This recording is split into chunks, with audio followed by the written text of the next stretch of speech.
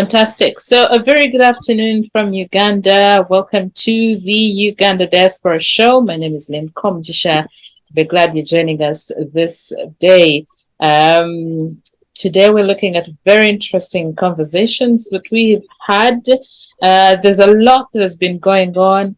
We know the Israel-Gaza war that is still raging. We also know that there's still war going on in Ukraine.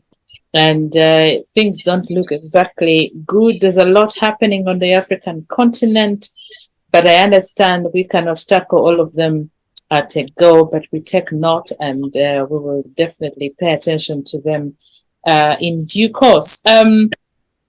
Today's show is focusing on closed embassies. We know that we've been seeing a couple of embassies closing shop here in Uganda. We have the issue of the continued missing National Unity Platform members and supporters. And of course, we have been evicted out of AGOA. And that is something that we will focus on as well.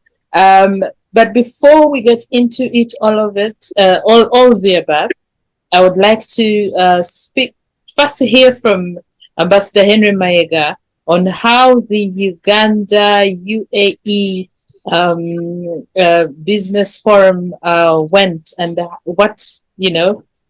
how it went, what was achieved, or what we should look forward to.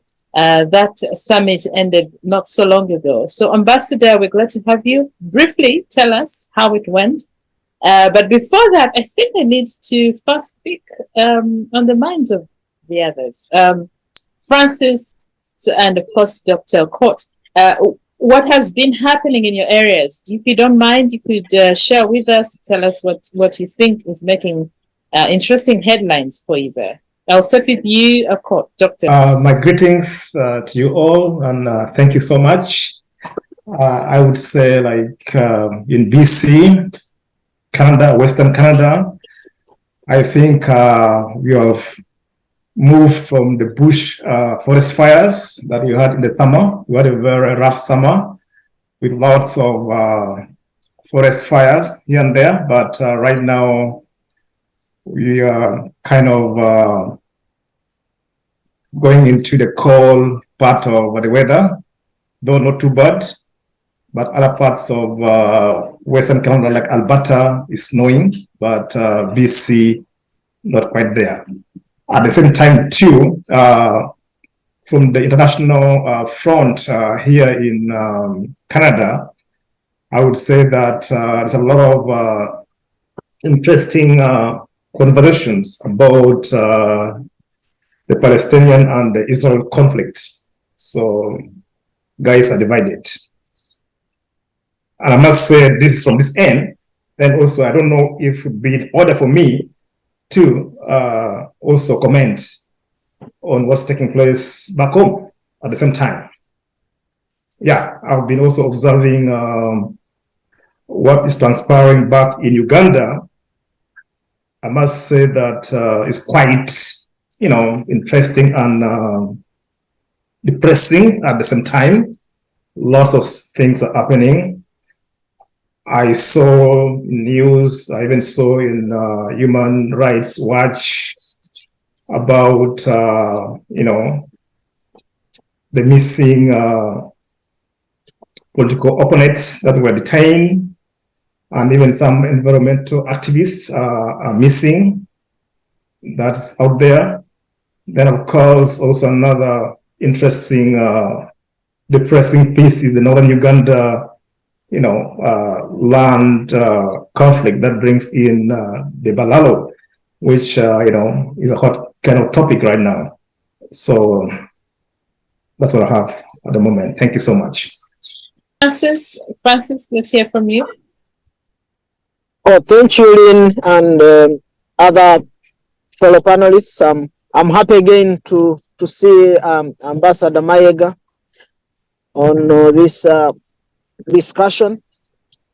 But importantly, I have been following what is happening back home, and some good news, while others is still we are on a merry-go-round, most especially when it comes to human rights, people who are being persecuted because of their political beliefs, and even some of them being trivial issues. For me, like what a standoff between NUP opening their headquarters and police was uncalled for at first.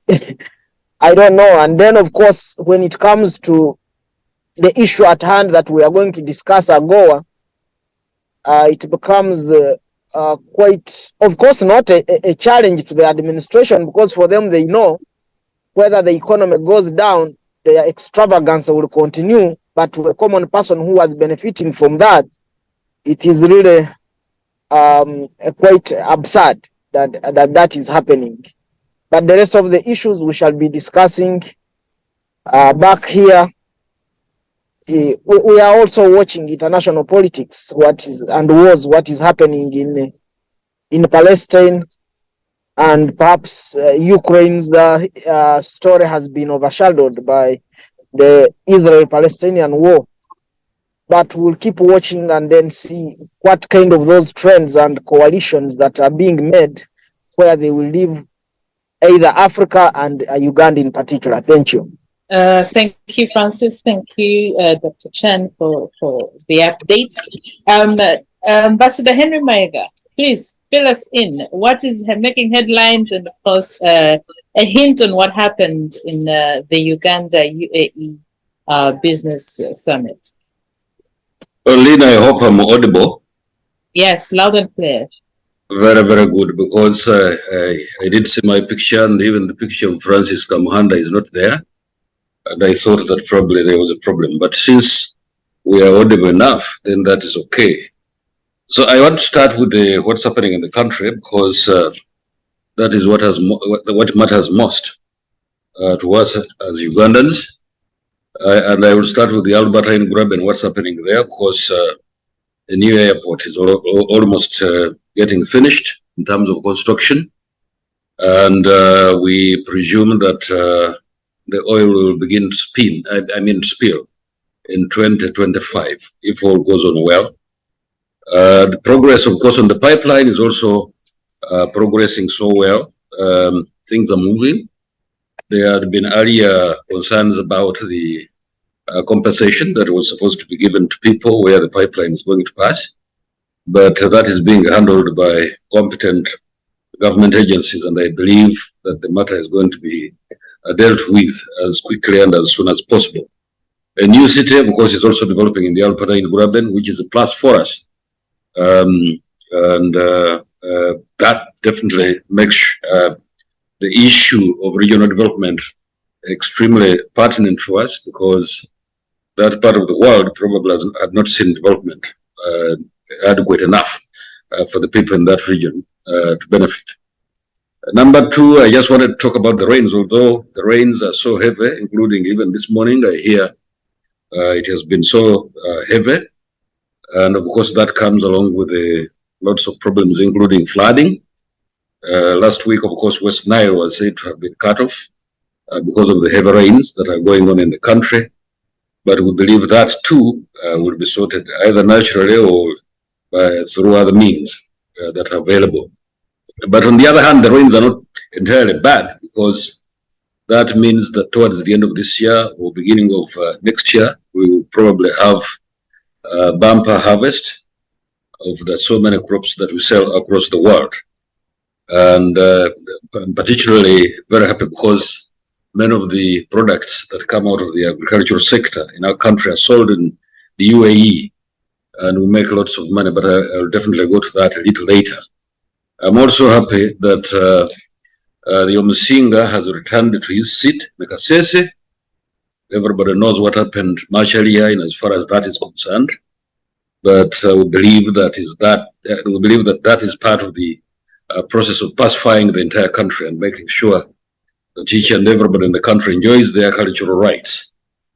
And then, of course, the latest about the people who killed the two tourists in the Kasese area again, the reports that are coming from the UPDF, our gallant sons and daughters, who are part of that security system, informed the country about 2 days ago that those who were responsible for killing those tourists and of course, in essence, trying to injure the tourism industry in our country have been put out of action. So to me, that is also another plus that we, as Ugandans, need to celebrate. In the meantime, Lynn, those are the things which I wanted to talk about that are pertinent in as far as I'm concerned. Thank you. Oh, Ambassador, I thought you would maybe hint on the concluded UAE-Uganda Business Summit, a little bit of what could have transpired and what we should look forward to. Well, absolutely, that is correct. We had that business forum in the second week of October, which we concluded very well because it ran from the 10th up to the 14th of October. We brought to the country over 20 potential investors and quite a number of others who were already working on various projects in the country. And they met, of course, with the president and renewed their support to the country. Quite a number of them. There is, for instance, the people who are planning to put up an airstrip in Karamoja, Kotido, in the Kidepo National Park, so that the tourists from this country, from the UAE, can find it extremely difficult. I mean, easy to access that part of our country.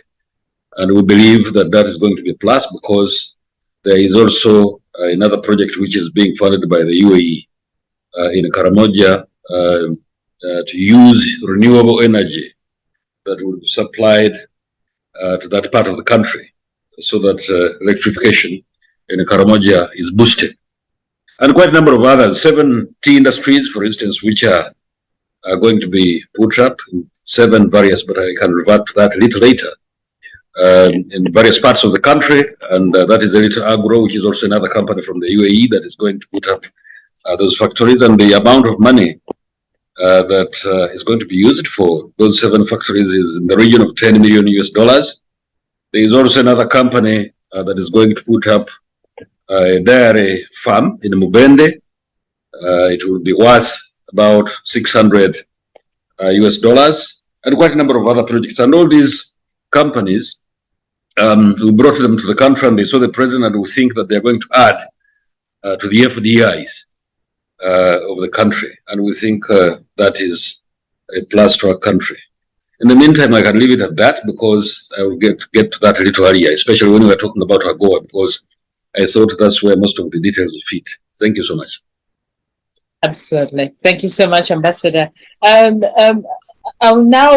biggest conversation is on the 3 issues that I mentioned earlier, and that is the continued missing of National Unity Platform members, and also the closing shop of embassies. Some embassies, North Korea closed shop of its embassy here in Uganda, and also Norway closed its shop, its embassy here in Uganda. And also we will look at AGOA. Now, so let's start with the quick one, and I don't want us to dwell so much on it because it needs another show of its own, and that is the continued missing persons of the National Unity Platform.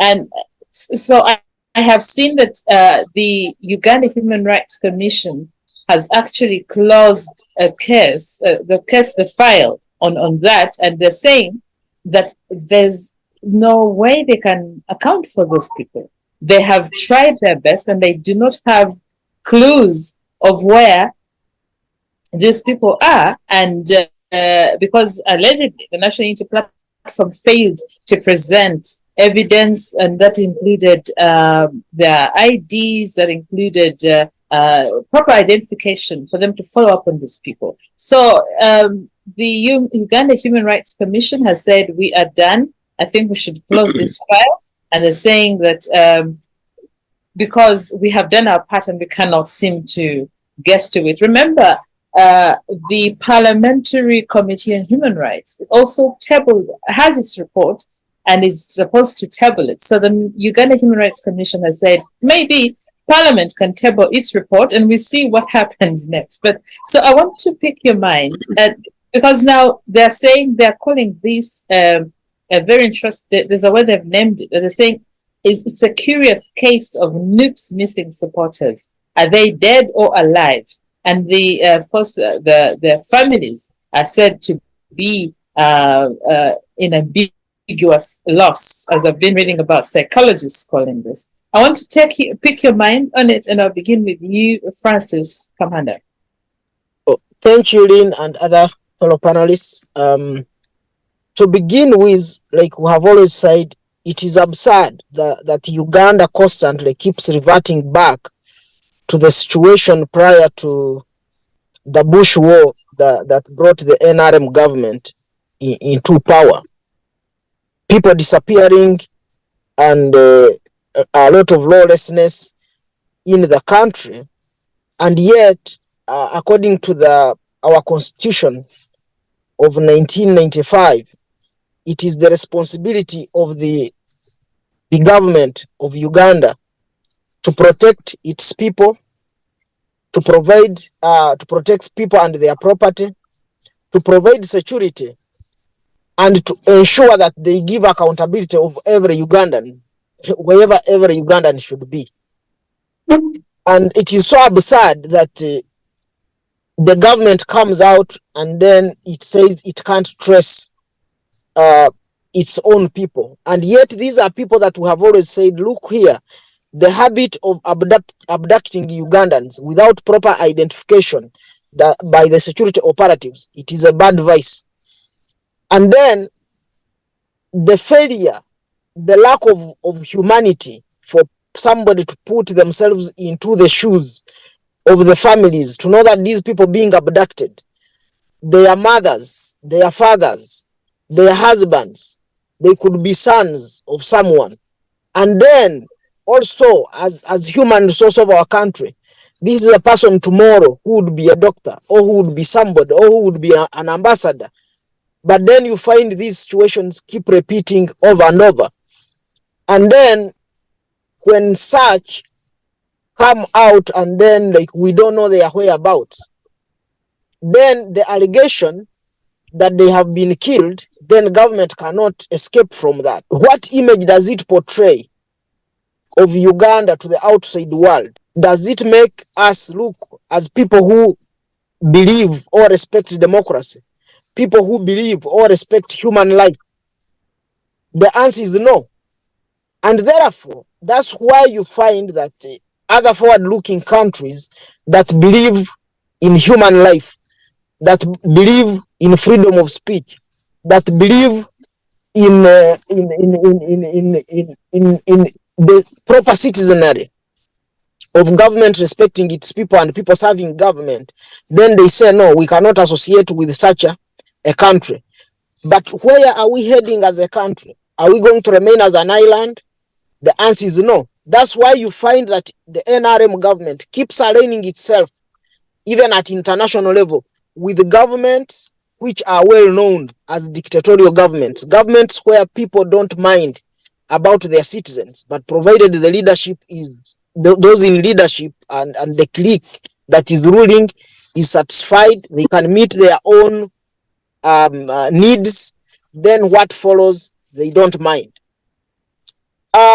Having said that, I will also hint on what Ambassador Mayega was talking about.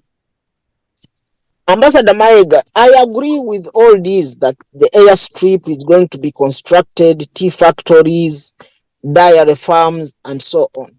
But I have always said that if you look at the people behind all these, some of these projects, you will hear very soon scandals emerging of how much money has been reaped.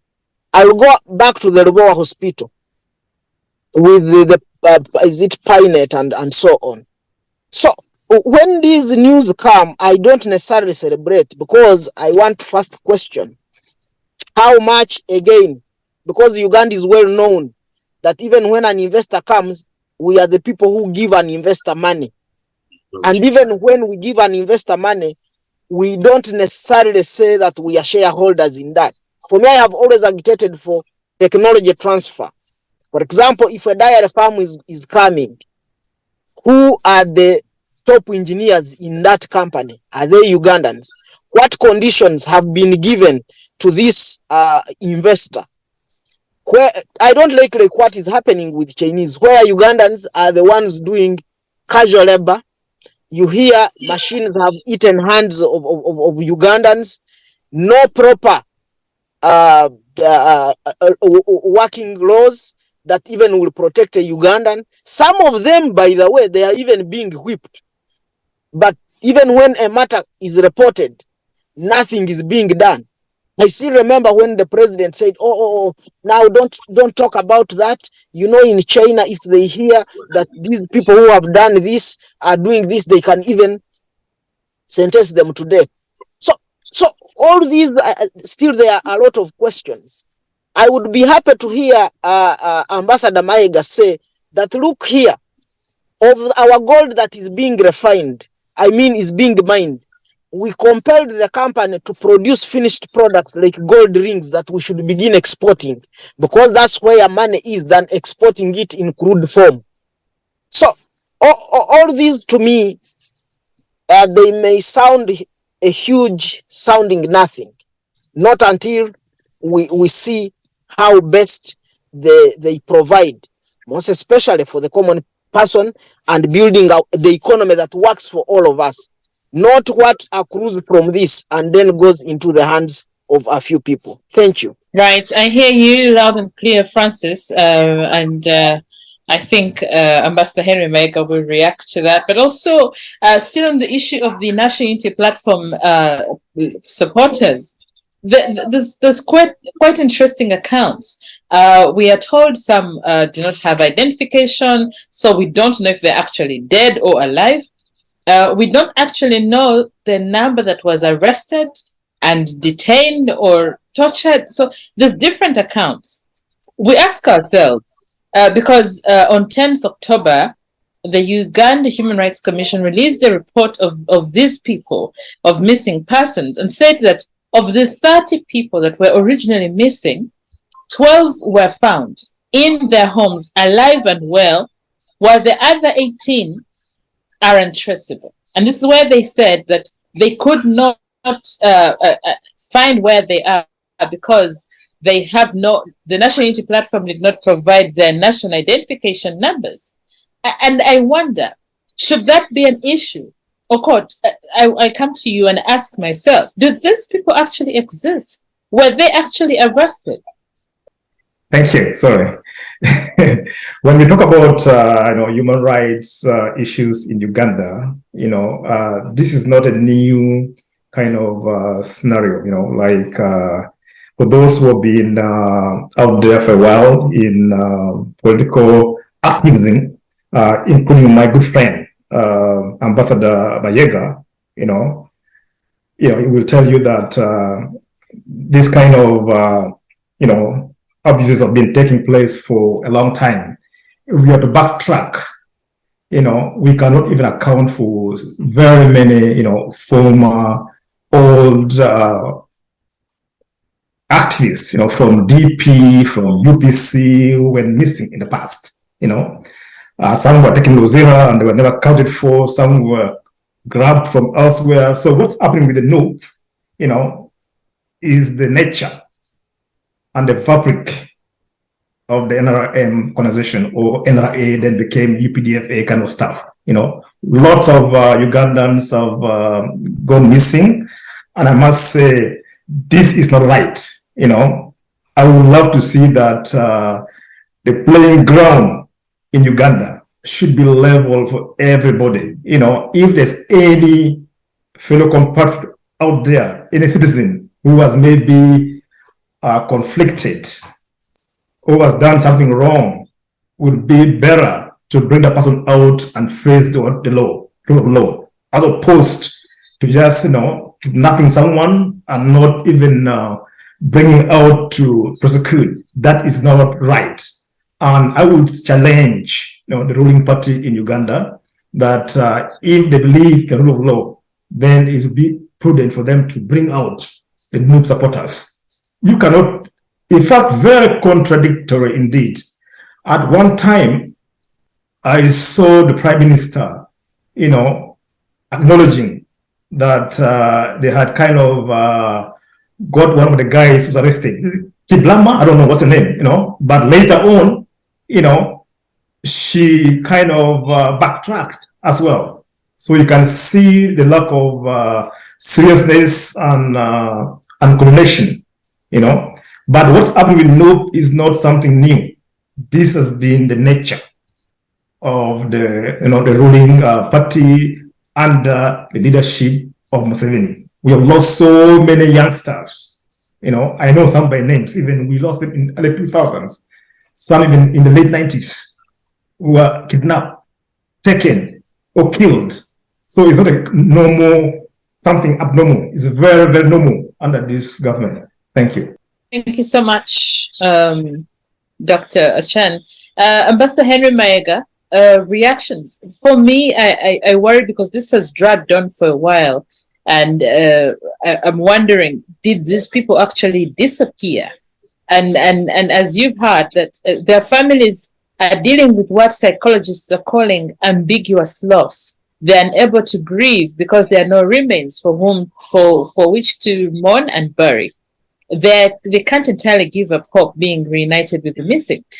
So we are there, and this is dragged on for years. Some disappeared 2018, 2019, and others along the way between then and now. Some have been released. The accounts are really conflicting, and we need to get to the bottom of this. I mean, as a government, first of all, and as an NRM supporter yourself, what do you make of all this? Because they keep pointing fingers and saying that the NRM government is taking us back to the times, and this is not news. Francis has hinted on it, Dr. Chen has hinted on it, and I don't know, should the government really sit down and let this move or let this slide? Well, thank you very much, Lynn, for that background. The first thing is that I don't think I agree with both my friend Okot and Francis that anybody has been abducted in the country. Those are arrests, and they expected wherever you are, whether it is in Uganda or outside the country, or if, like it has happened in the US. Let me begin with the US. After the elections of 2020, and some people were not happy with the results. They went ahead and protested and rioted outside the seat of parliament, or is it Congress, and they got arrested. And many of them are actually were taken to court as a result. So I'm not aware of a country that has a credible leadership that will allow people to behave the way they want and break the law. Whoever breaks the law definitely must expect sanctions and consequences. Now, having said that, I just want to affirm that all leaders, because the topic of discussion is that why are leaders of NUP being arrested, blah, blah, blah, I mean, being abducted and so on, so they're not accounted for. In other words, I want to emphatically say that the leaders of NUP are all accounted for, including their Supremo, who enjoys a bulletproof limo and was cleared by government, and I hear rumor is actually a collaborator of government. So all leaders of NUP are accounted for. There is nobody who has disappeared. All leaders of FDC are accounted for. All leaders of UPC, DP, CP, and the rest of the parties that are worth their names are accounted for. There is absolutely nobody who has disappeared. So the issue of disappearance is actually a political gimmick to try and paint a bad picture about the government in Uganda. Having said that, I want also to go to the point that all of those who have been arrested, who were arrested in the past, most especially in and around the last round of elections that we had, were actually suspected criminals. And if anybody wants the results or the details of all of those people who were arrested, they should read the report of the Uganda Human Rights Commission, because that report, in my view, is very instructive about what happened in the country. People who were breaking the law, people who were nailing the hands of NRM supporters, people who were touching roads, people who were beating up anybody who was clad in yellow, people who were erecting illegal roadblocks, and even others who attempted actually to commit murder were all arrested and not abducted. And quite a number of them have pending cases before the courts of law, and others out of those courts on bail. And so I think that background is extremely important for us to understand, and our listeners to understand, that when you break the law, expect sanctions and consequences, and you will be arrested. You may rename the arrests as abductions, fine, that is up to you. Why don't they arrest me, for instance? It is because I don't commit crimes. Why don't they arrest Francis? Maybe because, he may argue, because he's out of the country. Even Dr. Okot probably is out of the country, and he thinks, or he actually argues that he can't be arrested because he's out of the country. But I can assure you, Dr. Okot, and even Francis, who are outside the borders of Uganda, if you come back to your country and you have not committed any crime, and you don't commit a felony, nobody is going to touch you. Nobody is going to arrest you, and therefore you will not even face the consequences that come as a result of crossing the red lines of the law. So that is an extremely important background as far as I'm concerned, and I want to emphatically repeat that there are no abductions in the country. There are arrests, and if anybody crosses the red lines of the law, definitely will be arrested. Even if it's a Mayega, you will be arrested. There's no doubt about it. Ministers in that country have been arrested. I don't want to name names, but if you don't want to cheat on our intelligence, or if you want probably to get involved in intellectual dishonesty, fine, we can argue that people are being abducted. But I've seen in that country very high-profile people getting arrested, including a vice president, a former vice president, was arrested. Ministers were arrested as a result of committing crimes. You may argue that probably they got off the hook. Fine, that is still okay. But they went through the court process. If the courts released them, then that is not a problem of the government that is in place. So, in my view, the government we have, or even governments that we have in the future, will not spare anybody who crosses the red lines of the law. So people get arrested. Quite a number. NUP argued right from the beginning, especially after the general elections that we had last, that many of their people in the thousands were abducted. And so they lodged their complaint to Parliament. They went to the Uganda Human Rights Commission. They went to Human Rights Watch, which is headquartered in the US, I understand. And for me, I don't believe in many of those international bodies, because in my view, we have mechanisms within the country where anybody who has a complaint can lodge them. And that's why many people, of course, went to Parliament. Others went to the Uganda Human Rights Commission. But what came out of the Human Rights Commission report, it was very instructive that quite a number of these people, actually, it wasn't true. Because I think, initially NUP was saying that these were their thousands. And the Human Rights Commission would only receive complaints about 20 people. So you can see that NUP is not very sincere, because they talk about one thing, and when the truth is actually something else. So that puts them actually in the bad light as liars, I must say. And so that, in fact, it even impounds, it affects their credibility as a party. Because if you're not going to say the truth, then how do you expect Ugandans actually to vote for you into government? If you can't talk the truth, if you can't say the truth, if you can't respect others, that actually what you're saying is not true, it definitely reflects very badly on you. So in my view, these are not arrests. These are not abductions, these are arrests. And in any case, if you cross the red lines of the law, definitely you're going to be arrested, as I've said before at the beginning of this conversation. The US Dr. Okot says is in Canada, but in the neighborhood, you know, there was a place called Guantanamo, where they had criminals from ISIS and the rest of the places who had been committing crimes and causing all sorts of problems, were actually kept. I'm sure that somebody definitely is going to talk about, for instance, safe houses. In my view, Guantanamo was also a safe house in the US, in the Western world, where everybody wants to quote all sorts of examples of how people in those places actually respect human rights. But these people had to be separated because this is a very dangerous group. So if you are going to do all the all these kinds of, you're going to commit all these kinds of crimes, and you expect that security forces in the country are going to just like massage you and say, oh, you're wonderful, that is not going to, and I don't believe that I can boast of being a national or a citizen of that country.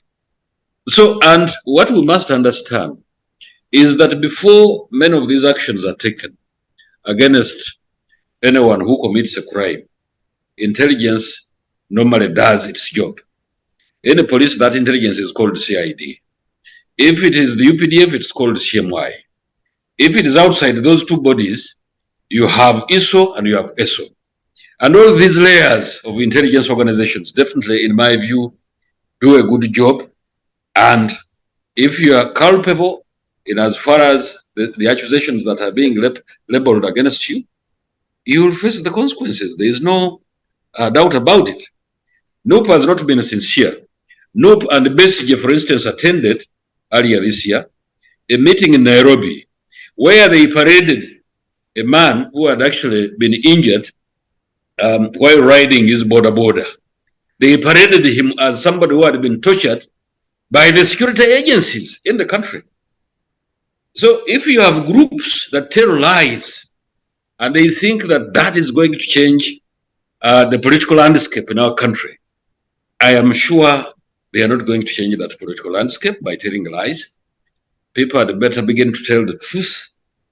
I'm not saying that the NRM or the administration of President Yoweri Museveni is full of angels. That is not what I'm going to. That's not what I'm suggesting. But I'm saying that the best government that we have had ever since we got independence in 1962 is President Yoweri Museveni's.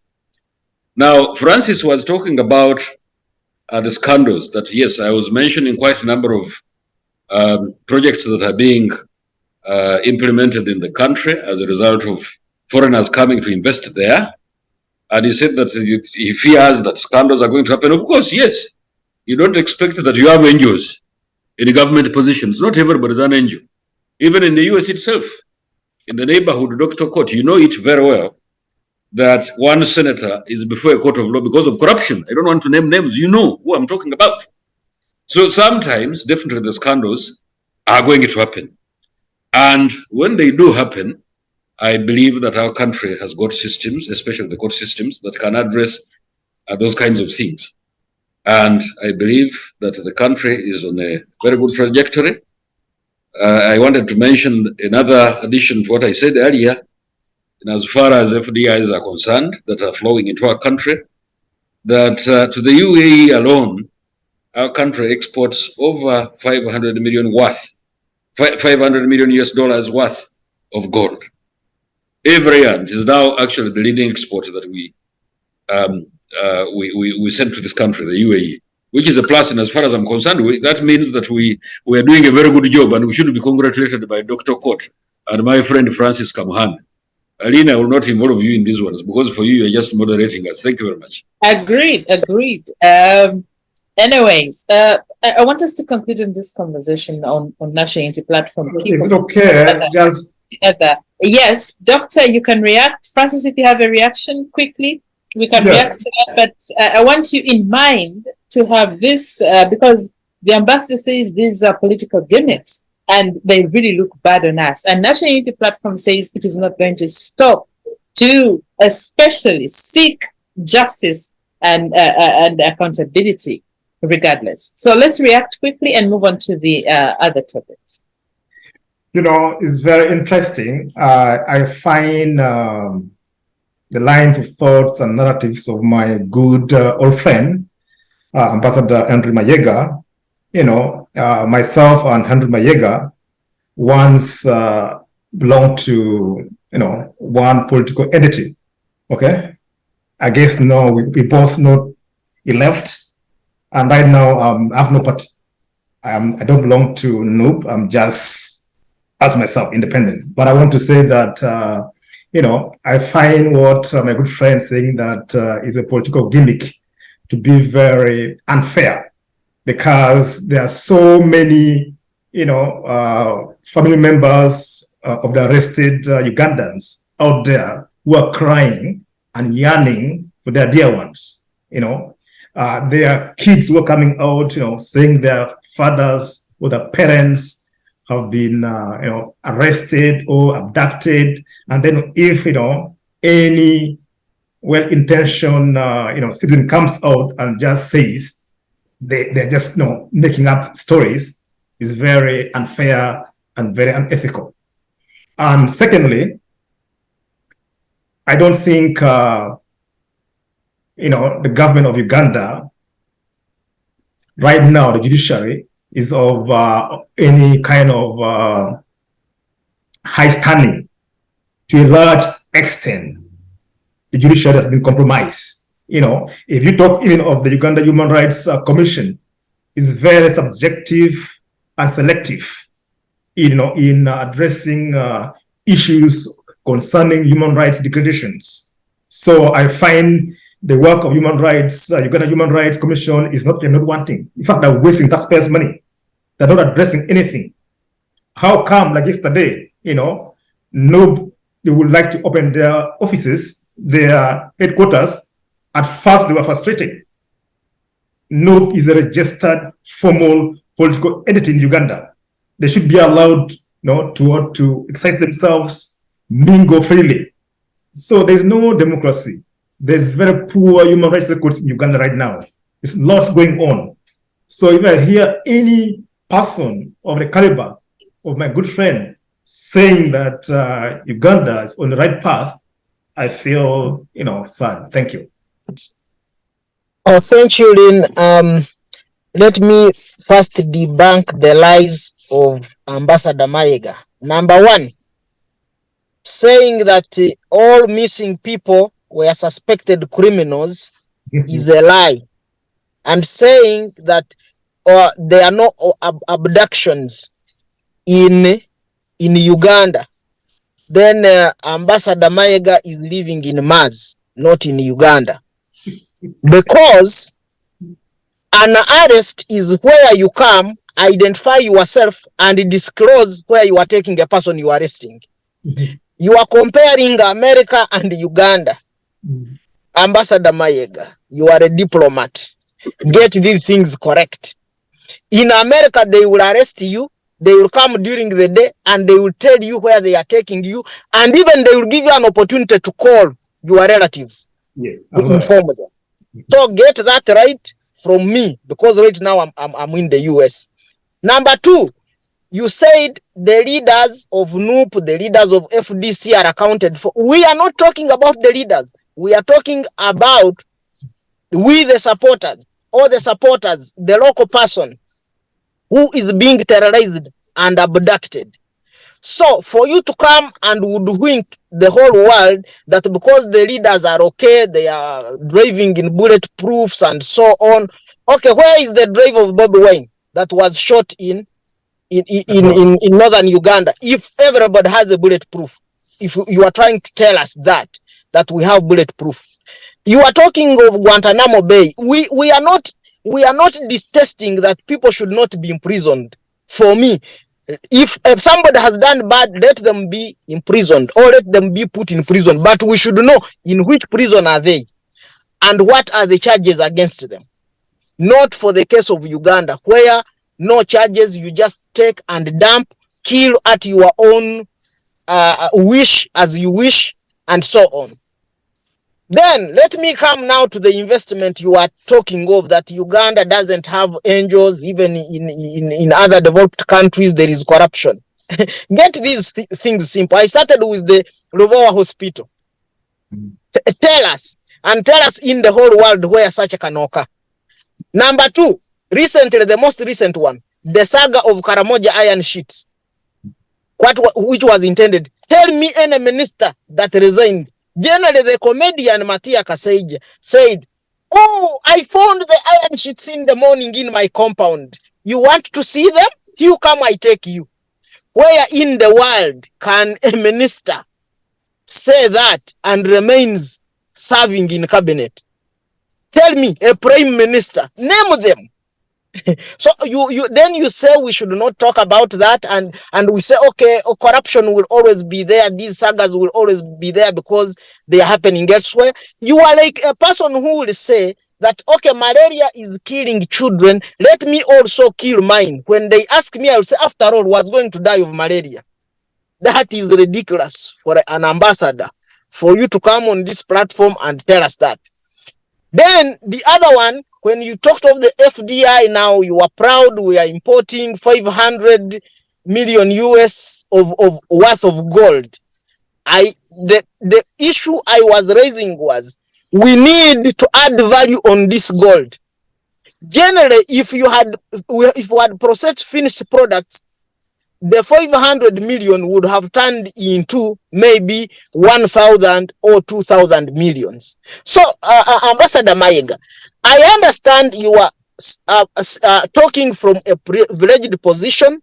You are defending your job, but try to always be objective and reason for not only you and your children, but also your grandchildren and the friends of your children who may not be your close relatives. That is the Uganda we need to see, and that the Uganda we are planning to build, or we need at least that is working for everybody, not working for my Uganda colleague. No. So at least we should get, Ambassador Mayega, we should get these things clear and straight. George Bush said, you only know terrorism when you have seen it. Ambassador Mayega, you shall know what we are talking about when you see it yourself. But now you have not seen anything. Thank you. Right. Lynn, this is a very interesting subject. I think I can respond. Okay, I don't know whether responses are permissible. I continue to insist. There are no abductions in the country. These are arrests. The moment you become a criminal, definitely the security forces are going to come for you. And that's why the rest of the 40 million plus Ugandans are not being arrested, because they're not committing any crime. But when you do, definitely they will arrest you. Now, because Francis is arguing that in the US, arrests are carried out during the day. Let him tell us about Bin Laden, whether he was put out of action during the day. Was it in the day? Bobby Wine driver in West Nile, the story is very clear. These are people who tried to pelt the president's convoy with stones, and they also were commandeering a grader towards the motorcade of the president, and probably that would have ended up in very dire results. They had to be stopped. Of course, it is unfortunate that in the process somebody died, but the security forces, in their wisdom, they had to stop all of those, including Kyagulanyi, who were trying to injure the #1 citizen of the country. And I'm not aware of any country that would want to see their #1 citizen coming into that kind of meeting with that kind of problem. They had to be stopped definitely by the security forces. The prisons to be named where the criminals are kept, I think the addresses in Luzira and Chigo are very clear. If you want, Luzira is in Kampala, Chigo is in Wakiso. That's where these people are kept. If those places are full, then I expect to go to other prisons or lock-up areas where such people are put. The iron sheets, as far as I know, all of those who were involved, members of the cabinet, I think their cases are before competent courts of law. You had better follow up where those cases have progressed by now. But otherwise, as far as I know, all the cases, all of those who were involved in the iron sheets are battling in courts of law. If you don't have, you don't trust the court system in the country, probably that is your problem. And if you think that the courts can be improved in the country, fine. Make sure that the general populace of the country, where the president and the Judicial Service Commission picks the judges, can improve in terms of caliber. Then you will get better judges. But as far as I know over now, those are the best. Those are the judges that you can have. Then should not talk about things where somewhere Francis was saying that we should not talk about these things that I was trying kind of to gag ourselves from talking about things. We are talking about them now. How can I gag anybody? Everybody is free. If you want, you can even do a phone in to Radio 1, NTV, UBS, and so on and so forth from wherever you are. Dr. Okot in Canada, please phone in and you will definitely have your way. So everybody is free to talk anything they want. I don't know how much abuses the president of the country gets per day on social media, Twitter, Facebook, and so on and so forth, WhatsApp. Just everybody is free to say what they want. So there is nobody gagging anybody, not even myself. Where do I even start? And now the gold, which I talked about, Francis, you mentioned it. As far as I know, the president has stopped the exportation of our minerals in their raw form. Everything must be processed. You are aware that Entebbe has got a refinery for the gold. The rest we can discuss later because in the interest of time. Thank you so much. You can send us gold necklaces and rings. Fine, because I'm in Dubai here, and there are so made many in things. Uganda. In Uganda, well, if you make enough money, yes, you can have. Myself, I don't wear gold because I don't have enough money. If you have Francis, you can definitely get the gold. Me, I don't wear gold. All right, gentlemen, let's quickly take a look at what's happening with AGOA. And because it's one of those issues that is very, very dear to some Ugandans. From what I have discovered is that it's not just Uganda. It's some other African countries. And according to the president of the US, he wrote to Congress and said that he was not pleased, or as a government, they're not pleased with what's happening in these very countries. And so he told them, we need to put an end to our partnership with these countries with AGOA. And so he says they're going to terminate Uganda and Angola. I see there's Angola, there's Gabon, and I beg your pardon, it is Uganda, Gabon, Niger, and Central African Republic. My apologies. It's Uganda, Gabon, Niger, and Central African Republic because of human rights violations. And that's why effective January 2024, we will not have, or we will not be part of the AGOA. And if we look into this, it takes us back to where we started from, the issue of human rights violations in the country. And I want to begin with you, Francis. This is where we are. I know we have had, I think it's the time we had a conversation about AGOA and its performance in Uganda and what we're, set to achieve from it. And here we are being kicked out.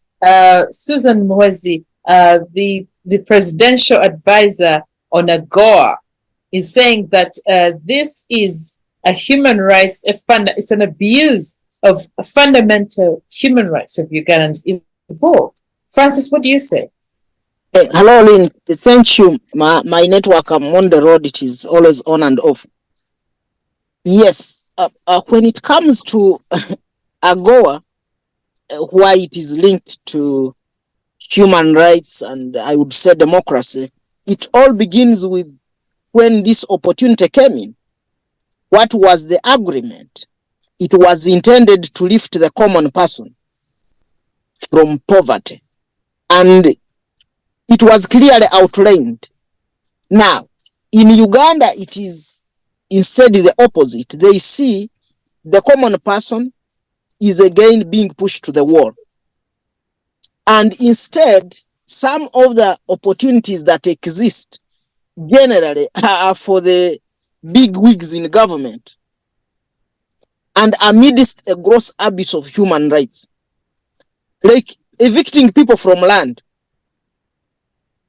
itself. If government doesn't want us to talk about the fundamental human rights and which are politically leaning. Let's talk about eviction of land, of people from land.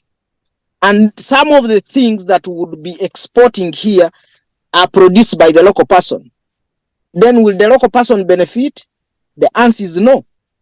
Now, having said that, then you come to what is taking place, because for you to be part of the of a given community or a given opportunity or a given collaboration, you must play to the rules, which Uganda does not. And indeed, for me, it is unfortunate, number one, that such an opportunity is going to be cancelled. Because I remember one time I met Honorable Nandala Mafabi on a train, and I was happy he had Ugandan coffee. And we discussed, and other people on the train asked, and I was also engaged them on how we have some good coffee and so on. And people are like, oh, we are interested, more can come in. Because I knew that some people in Imbale who are growing the coffee or in elsewhere in Uganda are going to benefit. But now when they see why it is linked, when they see when the money that comes into a country, the way how it is being misused by the big wigs and misused to grossly abuse our fundamental rights. Honorable Mayega is talking of freedom of speech. No. Why don't you think people what we are talking about, even if I can talk right now, you may call it freedom of speech, but freedom of assembly. Why do you stop me from going to gather people and I tell them that, look here, this is going wrong? Why do you fear that? And then you say, like right now we are on civic space. How many people in the village can access what we are talking about right now? Very few people, the few elite. But we want always us also to reach to the people on at the grassroots level and tell them that, look here, things are not going right. Look here, you have such and such a freedoms and fundamental rights about land. You should not be evicted. But look at your government, what they are doing, denying people land, and at most making them squatters in their own country. And they are not stopping there. Then when we say, okay, we can freely change leadership, and then your guns as NRM come out, those whom you kill, those whom you manage to imprison with the impunity you imprison, and then you can't even account for the people that you have in prison, and then you call that a government that is working for people. No, that's not true. That's not true. And therefore, if any other country that is seeing that we don't want to associate with these people and they feel they should leave you, they should not associate with you, I would absolutely support them, though, like I'm saying, the AGOA, for a person like Ambassador Mayega, a person like President Museveni, and them, name them, and their other clique, you will not be affected, because you will again still remain milking other sources of income, and you continue with your lives. But always think about the common person. Always think about some of us who are not in privileged positions like you. When we tell you that something is going wrong, it is going wrong. Because for you, Ambassador Mayega, and your government, you are like mountain dwellers. You can't see how high a mountain is. But if you are at a distance, you can tell how high a mountain is. We know the burden that we are carrying as local Ugandans who are nobody. And the rest of you who are in government, you can't tell, because we are almost carrying all your burdens. Thank you. Right. Thank you, Francis. Very stunned there. So from what I'm seeing, official data indicates that Uganda exports to exports to the US, I beg your pardon, are about $200 million annually. And now, in as much as Francis, you seem to be agreeing with what the president of the US has directed. His move follows President Museveni's assent to the Anti-Homosexuality Act. And you and I know that as most African countries are actually against this act and against this, I don't know what to call it. It's a human right. Apology, that's what they call it. It is called a human right. And most African countries are against it. That is one. Two, he goes on to say that particularly Uganda, specifically the government of Uganda, has engaged in gross violations of internationally recognized human rights. And we also know that the President Museveni, says that some US firms had already started cancelling export orders from Uganda over the anti-gay law. So we know that all these issues they're originating from the anti-homosexuality law. In as much as, okay, fine, we might be guilty of other things. And this, I come to you, Dr. Okot.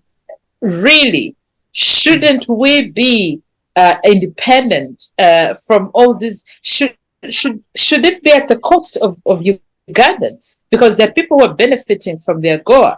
Okay, Francis says it is benefiting a few, but we also know that there are some people, no more Ugandans, who are benefiting from AGOA. Should it be at their expense? Thank you. You know, I'm looking at this AGOA issue from two fronts. Firstly, I was going to ask, since the inception of AGOA in May 2000, how has Uganda benefited? Are the products or the gains that have been obtained from AGOA, has it been kind of visible on the ground? That's debatable. I'm not sure about that. So for my own view, it's sad that Uganda has been kind of classified among very, other low-ranking countries such as Niger will also be removed. I think Gabon, then Angola. I don't think Uganda, would be at the same kind of league, but because of the controversial legislation that was passed, that has kind of placed Uganda in the same kind of league. Personally, I don't think Uganda would miss much being out of the AGOA kind of, platform or, group, the African Growth Opportunity, Act. I don't think, we miss much. I know it was meant to provides like duty-free, treatment to goods that, from sub-Saharan Africa to countries, that kind of thing. But honestly, I don't think Uganda has reaped much from AGOA. Okay, even the 200 million kind of US dollars, okay, might have been there, but have the ordinary Ugandans on the ground, gain from that? That's debatable. Okay, that's one. Then from the second front, I do concur with the US government or the president of the US about our human rights standing. As my colleague Francis stated, the issues that are wanting, I find that the rights of Ugandans are being trampled upon. For example, there are a lot of land evictions, a lot of land grabbing around the country. These are very serious issues taking place. The most vulnerable populations are being deprived of their lands. Okay? The rich, who are sometimes backed and financed and facilitated by the government, they go actually, hijacking, land grabbing, carrying out illegal, land evictions. So that kind of, is a clear, indication of human rights degradation in Uganda. And maybe, those are areas I can agree, with the US. And even again, it comes again to the environmental protection and conservation.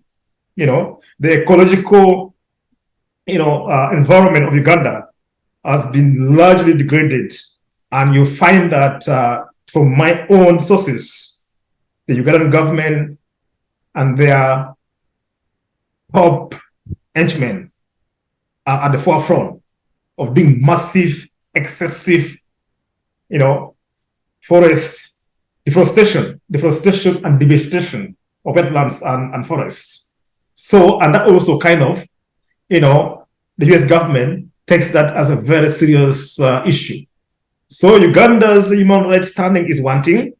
The environmental protection, conservation record is wanting. The respect for and protection of the rights of the vulnerable populations is wanting.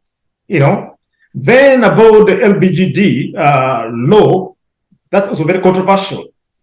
Very controversial. So those are areas that I think US is trying to take on the Ugandan government. But from my own worldview, I still believe that Uganda can still do and exist, can actually flourish without even being in AGOA. It doesn't matter much, doesn't count much. You only have to just kind of correct in a few areas. As I've mentioned here before, Uganda government is making a lot of losses. There are a lot of gaps. There are a lot of corruption. If the government of Uganda can seal a few areas and even transform their kind of lines of interest, I think they could actually save money that can make up for the money loss of AGOA kind of projects. For example, I've mentioned here before, Uganda has too many presidential advisors, almost 200 for what? Need only 5. 1 for economy, 2 for 1 for, 1 economy, 1 political, 1 military is enough. Not more than 10. If you go to the August House, the parliament, there are almost 550 MPs. For what? You need more than just 200 MPs are enough. That will save money. I mean, districts are there. Almost 200 districts. Cut them. Submerge districts. You save money. So there are so many areas we could actually, save money. And don't need to go kneeling before these external forces. Even some governmental bodies like NEMA, Uganda Human Rights Commission, they have no need. In fact, it's a lame duck. The Uganda Human Rights Commission, there's no need. We can handle the issues under the judiciary because they're doing no job. They're wasting taxpayers' money. So that's my take. Thank you. All right. Thank you so much, Dr. Chan. So briefly, if I could give us a small background. During COVID, when everybody else was suffering, it is reported that Uganda was feeding the US market with her coffee, crafts, vanilla, chocolate, tea, textile, and dried fruits, all under the AGOA initiative. They're giving a breakdown just briefly before I can come to the ambassador. A year before the pandemic, 2018-2019, AGOA, under the AGOA initiative, Uganda's exports to US were valued at $1 million. Then 2019-2020, exports grew $3.4 million. And by close of 2021, they rose to $5.1 million. Now, as they argue the issue that is at hand, it looks like for those people who are involved with AGOA, it's been quite beneficial for them. Because I see here, that is Susan Whcih was asked that if she's to rank or scale on a scale of 1 to 10, to describe the success rate of AGOA so far, she said it is 5 out of 10, because she says many people are not involved and they need sensitization. So I come to you, Ambassador, with all that going on, and of course with the president, the government of the US saying we are putting a hold onto this agreement between Uganda and AGOA. Does it make sense? Do we really need AGOA? if it is scoring 5 out of 10, and a few people are benefiting from it, and it's tagged to who we are as a country, as a nation, because we passed the anti-homosexuality bill, do we really need it? And the other day they were saying that Uganda, the US needs to stop policing us, policing the national resistance movement government. Does it make sense at all? Well, thank you very much, Lynn. The first statement that I want to make is that the ORM7 administration has not got an official communication in as far as the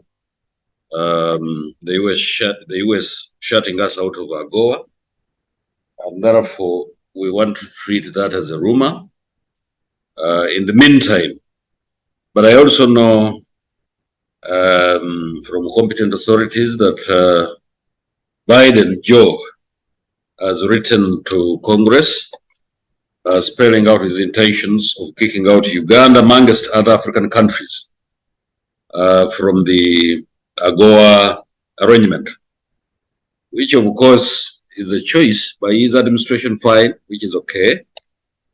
And I want to believe that despite the fact that Biden gives, or the Biden administration gives a number of reasons as to why they are deleting Uganda from amongst so many other African countries, I mean, quite a couple of other African countries from the AGOA route, is because of a number of reasons. They're talking about corruption, they're talking about insecurity. But I want to interrogate each one of these reasons that have been given by the Joe Biden administration. Although LGBTQI2 is not mentioned as number one reason, it is couched with quite a number of other things, including insecurity, because they were citing, I think, what had happened in Kasese when that couple, which had just got married, were killed in that area. So that to them constitutes the insecurity, of course, plus quite a couple of other things. I don't know which one. Maybe they are concerned about ADF, which has been kicked out of the country, and they're now operating actually outside the boundaries of Uganda, apart from the cells that they have within our boundaries. So to them, that is insecurity. But I mean, insecurity is a problem to everyone. I mean, just look at what happened to Israel the other day, when some chose to cross the border and massacred over 1,000 people. Should, for instance, the US, if it has any trade relations with Israel, cancel them as a result of that insecurity which was caused by Hamas? Definitely not. The Americans definitely are going to continue trading with Israel. Take the case of corruption, although Francis will not agree, but corruption is a global problem. And I gave an example of a senator in the US who is caught up in that one. And I'm seeing quite a number of, I'm a very big fan of Fox News here. Actually, the screen is now open and I'm watching what's happening in the US in real time. And I see a number of cases of corruption being mentioned on the screen of Fox News. And corruption is not an exclusive problem of Uganda. There are so many other countries across the globe where corruption is an endemic, not even a pandemic, but endemic. And I've not seen the US cancel the trade relations of those countries. In my view, the biggest reason why Biden and his group are suggesting that Uganda should be cancelled out of the AGOA arrangement is because President Yoweri Museveni and his administration, the Parliament of Uganda, and the entire populace, the population of the country, and all the religious denominations across the board were in agreement, including even the opposition in the country, were in agreement that the anti-homosexuality bill had to be passed.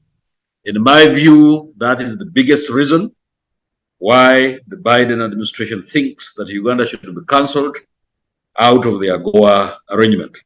And of course, we can't stop them. They can go ahead. There's no problem with that. Coupled with that, there are other, in my view, reasons why we're being cancelled out of AGOA, even if we haven't got, as a country, that official communication. The way we voted on the Ukraine problem, our closeness to China and Russia, because the trade relations between Uganda and these two countries is on the rise. And in my view, probably that is some of the other reasons as to why, although they couldn't be mentioned, why we are becoming a target. Already, for colleagues who are panelists on this talk show, South Africa is also being targeted as a result of how it voted by actual abstention at the UN. When Ukraine was being debated, the Russo-Ukraine problem. So there are quite a number of reasons which are now probably somebody is trying to hide as why they are targeting this country, because I mean, there are quite a number of other countries, and I've mentioned South Africa. Of course, the Biden letter to the Congress also mentions the other countries that are being targeted for removal from the AGOA arrangement. So now, having said those, I think it is abundantly clear that we as a country, our sociological, cultural, and traditional foundations do not permit and do not believe in sodomy, and that's why the law was passed. And therefore, if we become a target as a result of us passing that law, I find absolutely no problem. And the US, of course, if it chooses to delete us from the AGOA arrangement, that is their choice. They can go ahead.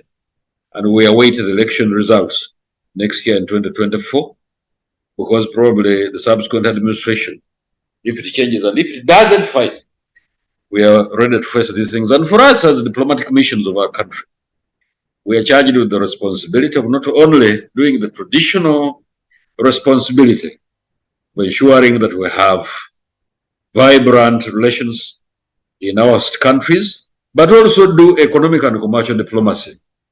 We here, like in the rest of the embassies, the diplomatic missions of the country, are emphasizing economic and commercial diplomacy to increase the volumes of trade, to increase the inflows of FDIs, to increase the numbers of tourists. And I'm happy that more tourists have come into Kasese, even if the terrorists decided to kill the couple that had gone to enjoy their honeymoon there. So that those are part of our, of course, there is also technological transfer and also mobilizing ourselves as diaspora in our respective host countries. Me, I'm part of the diaspora here in the UAE. And so we mobilize the diaspora to participate in the development of our country. And I want to boast that the trade volume between Uganda and the UAE has burgeoned from 300 million US dollars in the year 2005 to 1.2 billion US dollars currently, and especially after the Expo. We are bringing in more and more things, and we are even signing more agreements. The president has been here twice, and how I aspire that he comes even again so that we can have more agreements. And the rest of the diplomatic missions are doing the same, so that we diversify the numbers of countries with whom we do trade, numbers of countries from which we draw more tourists, the number of countries that send us FDIs. And that is, for me, the big story that is going to come out of these very efforts. I don't want to go into the details of the many projects that are being done in the country. I've mentioned them a little earlier. The construction of dams, the construction of airstrips, more airstrips in the country, the activities, economic activities that are going on in the Albertine Graben. I don't want to talk about the 70 factories that are going to be put up in Kisoro, Zombo, Whcih, Kabarore, Rukiga, Bushenyi, and Mitoma. I don't want to de-emphasize the aspect of Amea Power to do 2 renewable power stations in Arua and Moroto, and they're bringing in 150 million US dollars. The GP lubricants from here again, the UAE who have already invested, by the way, 10 million US dollars in lubricants factory in Namamve. People can go there and see.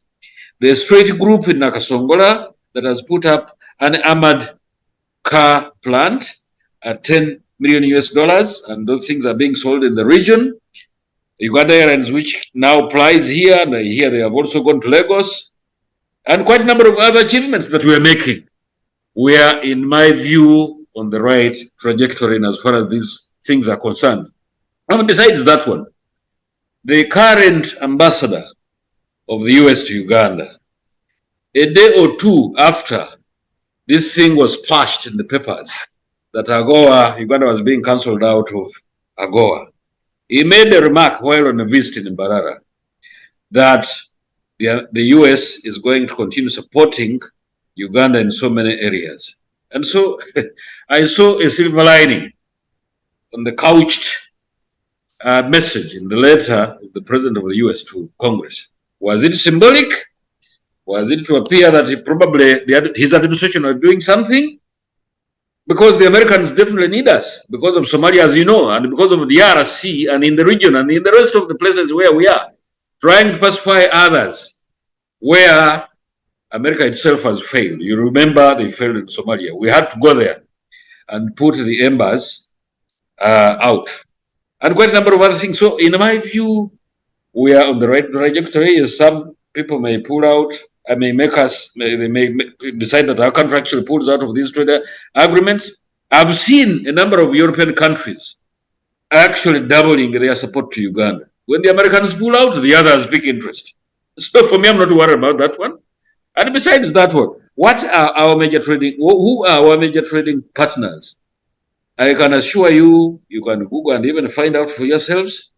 And in this order, it is UAE, it is Kenya, it is China, it is India, it is Tanzania, it is Southern Sudan, it is the DRC, it is Italy, amongst so many others. And when it comes to diaspora earnings for Uganda, of which Dr. Chen is part, of which Francis is part, of which I'm part, we are sending colossal sums of money. But most importantly, most of that money actually comes from the East African region. They constitute most of the diaspora remittances. And therefore, in my view, we are on the right trajectory. But I wanted to mention this to you, which I quote from the Monitor of earlier this week, quoting President Yoweri Museveni as having told the country that some US firms had already started cancelling export orders from Uganda over the anti-gay law, and I have no regrets of that on that one as far as I'm concerned, because I mean our country doesn't believe in sodomy, and that the homosexuals in the US are interfering. I'm quoting now the President of the Republic of Uganda, President Yoweri Museveni, that the homosexuals in the US are interfering with our export of textiles. But I'm not concerned about that, because the money you have been squandering, he was telling now government officials, you have been squandering with the second-hand clothes, importing other people's fabrics, is much more than what we are going to earn from the sales to other countries. For me, that is so pacifying to the minds, or to my mind, in the first place. And secondly, let's look, if you compare, because there is what they call balance of payments.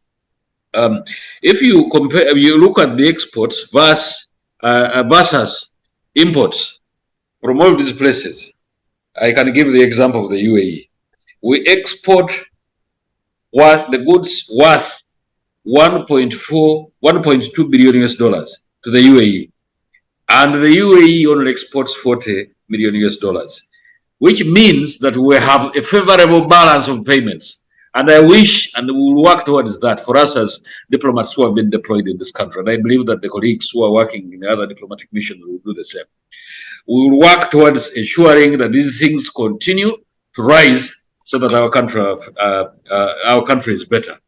And if others delete us from the trade arrangements that we have done before, fine, that is their choice. And I want to thank Dr. Chen, because I think he has been very reasonable. Because the English have a saying that cut your cloth. Or is it cut? Anyway, if I may paraphrase, that you do your coat according to the cloth that you have. If you don't have the cloth, you are in trouble. So how do we now re-examine as a country that, look, if others are pulling us out of these trade agreements, how do we now make sure that we minimize government expenses? On that one, Dr. Chen, I agree with you. Thank you very much. Right. I'm going to call for a few reactions so far, because we need to also tackle the issue of the embassies leaving. It might not be such a huge deal because we've seen this before. So let's see. How do we move forward? The president, yes, according to the monitor, as the ambassador said, and he has been re-echoing this. He's been saying this over and over, and saying that we need now to focus on our own, on African-made, Ugandan-made clothes, because in the AGOA Act, it says that we should take in second-hand clothes from the US, and he has been against it. And so when we say that we are being cut off, and the president says, I mean, you should not make Uganda a scapegoat for whatever reasons. So quick reactions, and then we'll see what next. Thank you, Lynn, and other panelists for their submission. First, Ambassador talked that he was analyzing all the different reasons that were given, and he pulled out corruption and insecurity.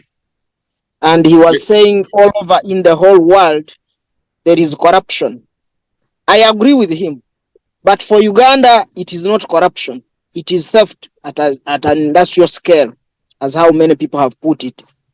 And most of it, what we lose is through embezzlement, not even corruption.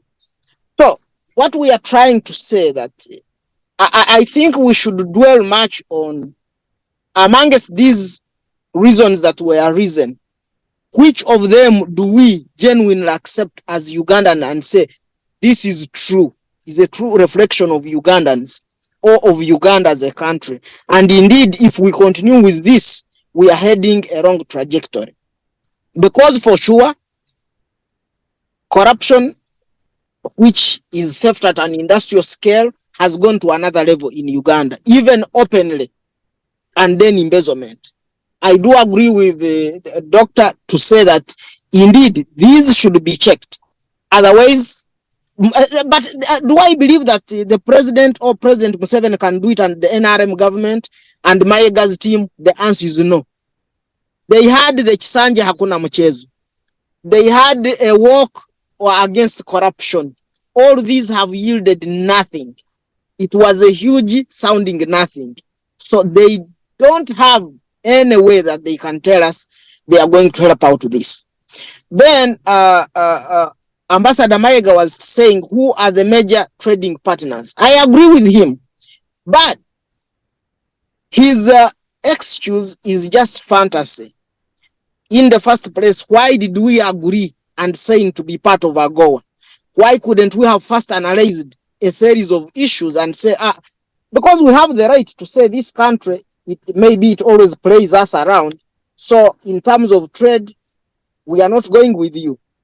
Still, I would say, if the AGOA is cancelled, still we have something to lose as a country. And as the ambassador has said that for them as diplomatic missions, then we should see what diplomats at hand. How do you resolve this diplomatically? I do also agree that if we are to trade with a given country, there should be the balance of payments or balance of trade. That because for sure, for a fact, as Africans and as Ugandans who have been exploited, our countries and our economies have been exploited for a long time.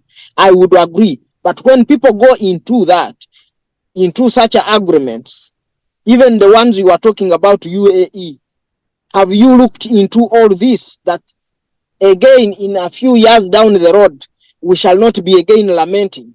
We shall not be again saying we have been exploited, or we shall not be saying that, look here, there is nothing much we are benefiting.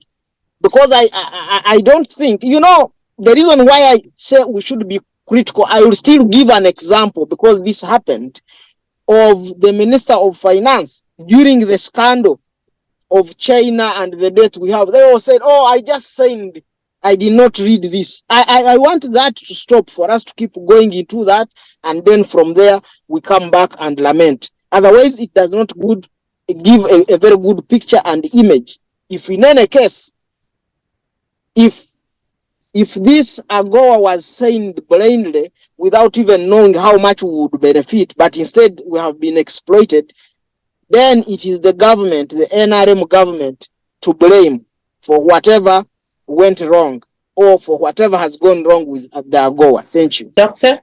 Thank you so much. Just in brief, as you're aware, the primary objective of AGOA was, to be a backbone for building a competitive, private sector, for generating jobs, and that was kind of one of the major, primary goals. But the question we should be asking ourselves: did we attain those goals? No. Why? Again, to some degree, to a large degree, I do concur with Francis. In Uganda, we have hyper mega corruption that has kind of rendered, to some degree, the AGOA, our platform redundant and improlific at all. So Ugandans did not benefit, and we must agree that corruption in Uganda is a cancer that must be addressed for us to move forward. And secondly, too, human rights record is a big issue in Uganda. We cannot bury our heads in the sand and say things are okay.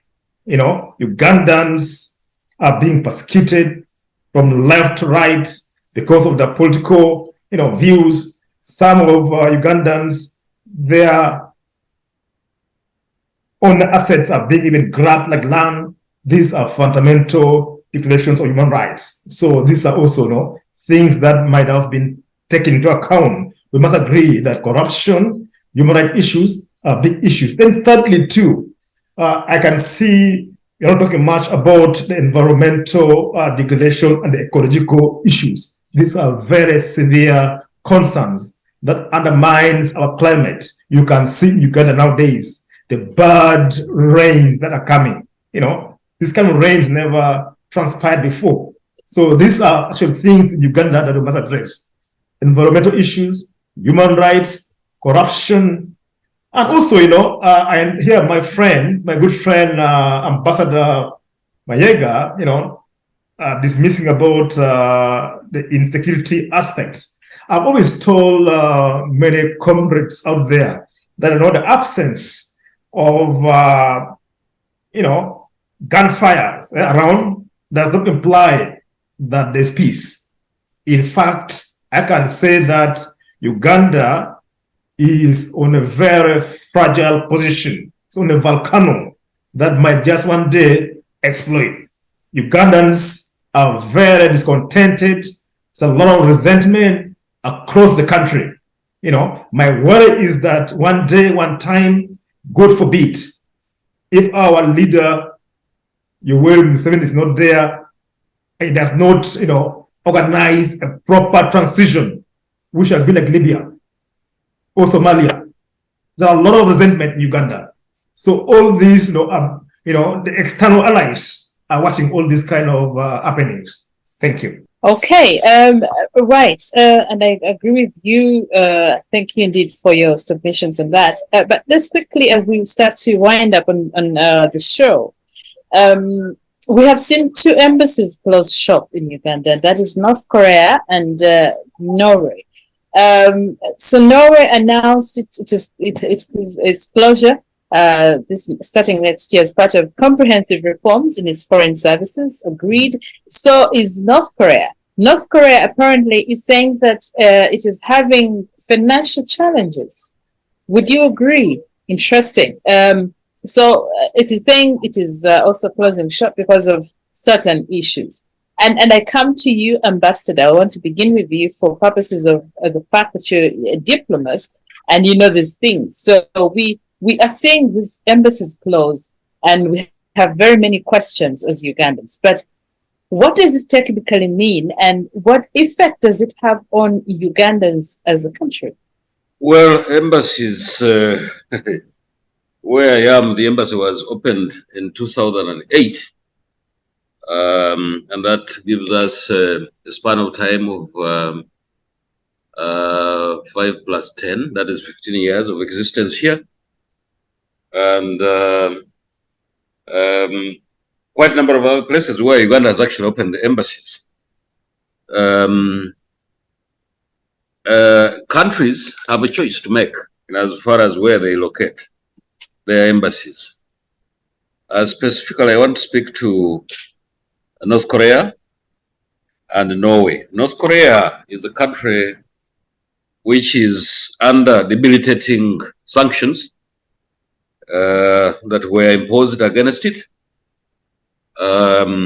through the auspices of the UN, and therefore it has become extremely difficult for them. I remember when I still worked at Makerere University, North Korea had quite a number of projects that it funded while its embassy still existed and still vibrant in Kampala. But given the debilitating sanctions that were imposed against it, I'm not surprised that they are actually closing shop. But of course, countries have a choice. It doesn't mean that it has closed its embassies elsewhere. In many of other countries, like for instance in China, Russia, and so on, they still have embassies there. I mean, one can Google and find out why North Korea probably is closing embassies, not only here, because Uganda actually is not the only place where they are closing embassies. You can check that on Google. It's quite a number of places because they found it extremely difficult for them to operate those embassies because it doesn't make any more economic sense, not even political sense. But what happens in those kinds of scenarios is that when a country closes its embassy, it simultaneously appoints another country that represents its interests. So much as we are talking about, oh, North Korea has closed in Uganda and all these kinds of things, they will choose somebody who will represent their interests in Uganda. Of course, the status reduces a little bit, but not completely, of the diplomatic relations that you have with the respective countries where you close those embassies. So I don't want to begrudge the North Koreans because they found it extremely difficult for them to operate in these kinds of environments. Their projects stalled that they were funding in Uganda, and it doesn't make an economic sense to pay staff when there's no political mileage you are gaining out of a country where you have embassies, or where you're not even expecting probably FDIs, because all of us, including the Americans, they want investments to come from elsewhere and flow into those countries. So I don't want to begrudge the North Koreans, as I said before. The Norwegians still, I'm trying to say that the reasons why the Norwegians are closing shop in Uganda are different. This is now a personal view. It is up to you to, Dr. Okot and Francis can choose their own reasons as to why the Norwegians are closing shop in Uganda. But I don't think the reasons why the Norwegians are closing shop in Uganda are different from why the US is cancelling us out of AGOA. I don't think there is a very big difference. I'm privy to a number of private universities in the country which had initially had relations with Norway as a country and also with the Norwegian universities. And the moment the sodomy issues came up for debate, and those universities which are religious-based decided to rhyme with the decision that the country took, passed the anti-homosexuality bill into law. Those universities were blacklisted by Norway and Norwegian universities because, you know, Europe has become so liberal. And when they become liberal, including the Americans, they think everybody should become liberal. If they accept sodomy, they don't want, I don't call it homosexuality, I call it sodomy because it is unnatural. If you want me to become brutal about that one, I can even become more brutal. But let me, for the time being, be conservative. So, because of these issues, the Norwegians become, not because they've become poor, and these are two different reasons as to why North Korea pulls out and Norway pulls out. Norway, it's not the reason because they've become poor, but they will try to give you all sorts of reasons. But I want to guess. This is a wise man's guess. Or is it a fool man's guess? I don't know. Is because of some of these things that we've done as a country, and I have no regrets about the kind of path that we've taken to pass those kinds of laws. I don't have any regrets about the path that we've taken to secure our country. Sometimes, of course, when you're securing your country, you have to step on a number of toys. Unfortunately, securing a country, sometimes, yes, you have to step on the toys. You go into the histories of these countries that are saying they're developed. They stepped on toys. You go to Europe, go to the UK, go to the US. I am a very passionate follower of the histories of those countries, and I know what they went through. What they went through is exactly what we are going through in as far as pacifying the country and make sure that we democratize. So I'm not surprised that these countries, because of different reasons, are pulling out of Uganda. And of course, they will give their reasons. The reasons are different for Norway, in my view, and they are also different for North Korea. I thank you so much. All right, thank you, Ambassador. Francis, what do you make of these moves? Because, like Ambassador has said, Norway is giving its own reasons, and so is North Korea.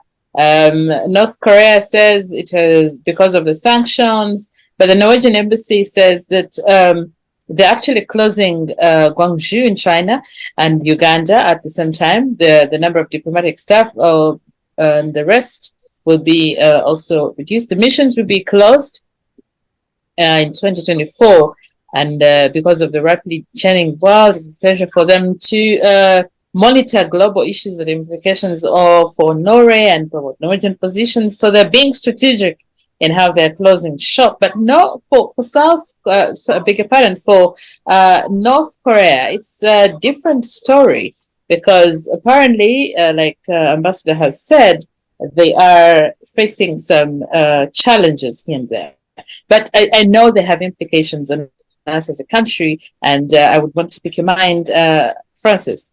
Well, thank you, Lynn.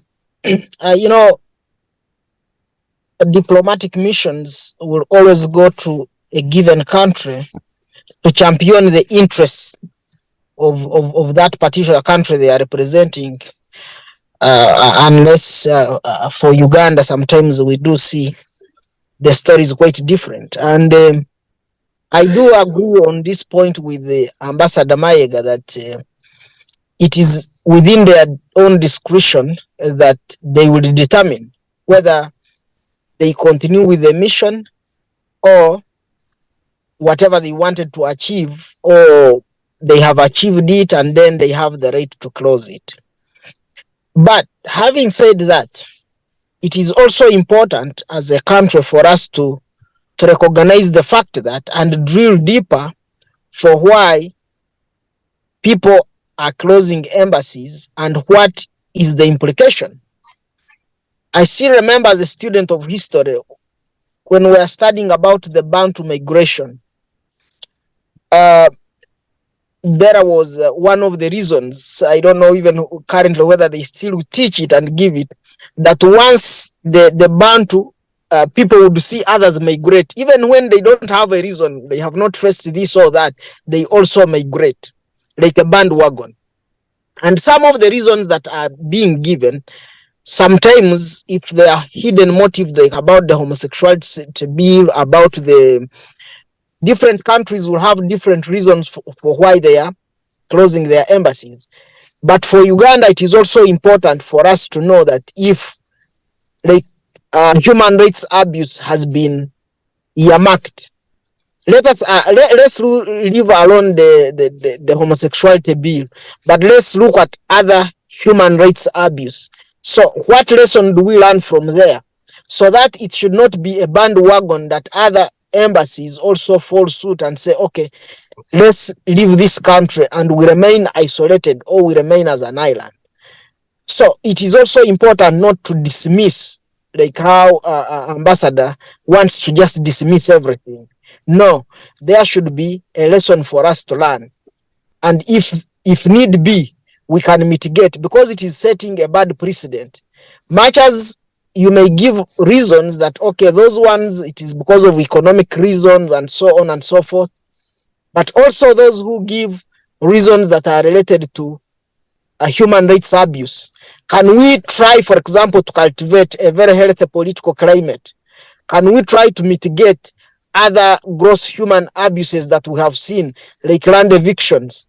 Can we try to deal with the issues to do with the corruption, industrial theft, embezzlement, and so on? And then we say, these are right. The only one that we don't agree with you is maybe the homosexuality bill, according maybe to our culture, and so on and so forth. But even when, for us, we think that is the major reason, but then we go ahead to commit crimes against our own people, then people begin thinking it's not good for us to associate with these guys. We can live, but of course not forgetting that once a country sees that the mission that brought them in a given country is accomplished, or they no longer see value in it, they have the right to live. But as Ugandans, or as Uganda as a country, we also have to revise basically the fundamental rights abuse that is grossly taking place in Uganda. That is one also of the reasons why people do not need to associate with us. For example, here in the US, every time you say I'm Francis from Uganda, then people will say Amin. They associate you with the terror. Likewise, even currently, you know, Ambassador Mayega, you have seen people who have always paraded in court. They are limping. Others with bands, as if they were burnt with I don't know, whatever, being tortured in prisons. So somebody again pulls that out. Oh, I saw the prisoners that were paraded. So I think, much as other countries have their own issues, I agree, but let's put our house right. And then we know that even when we attract these investors that you are bringing and so on, then we know that when people leave, it is for their own reasons, not looking for something to cling on that is not being done right in our countries. And then we shall say we are moving forward. Thank you. All right. Thank you so much. Doctor, quickly, because I'm told our link will be out in 5 minutes. So quickly, let's comment on the closure. Thank you very much. I'll be very precise as possible.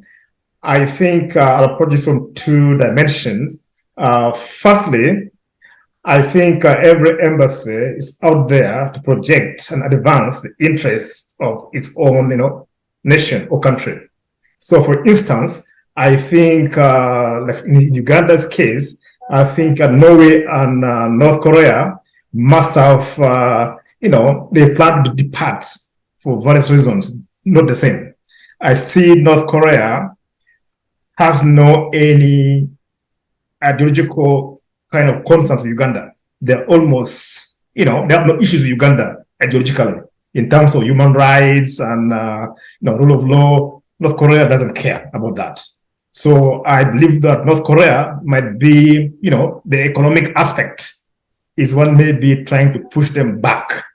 I don't see North Korea seeing Uganda as any kind of bad ally in terms of human rights and rule of law. So that's one. For Norway, to some degree, I think they are trying to depart because of our records on, human rights, rule of law, democracy, as I mentioned, corruption. Yeah. So Norway is not, impressed with our, human rights record, rule of law record. So they are trying to, depart from us based on those reasons. So I'm sure from all these scenarios, as Uganda, we can learn a few lessons from this. I think also it's high time that as a country, it's very important that we review and check where we are going wrong. Things are not 100% perfect. There are a lot of discrepancies. I could give Uganda 3 out of 10. 3 out of 10, so there are lots of room to improve. Thank you. Thank you so much, Doctor. Thank you, Ambassador Henry Mayega. Thank you, Francis Kamuhanda, for making time to discuss these pertinent issues that we are experiencing as the Uganda diaspora. And it is important for us rally other Uganda diaspora people to come and take part and be part of building our country. This is why we have this show, so we can find solutions and move forward as a country, including, of course, the role that you people play. Francis in the group says it has been great discussing with the panelists issues of importance of our country. I'll drop off to catch up with my next meeting. All right, we're also done here. I thank you so very much, and I hope to catch you again. Thank you so much. Wish you the very best of the weekend. Until next time.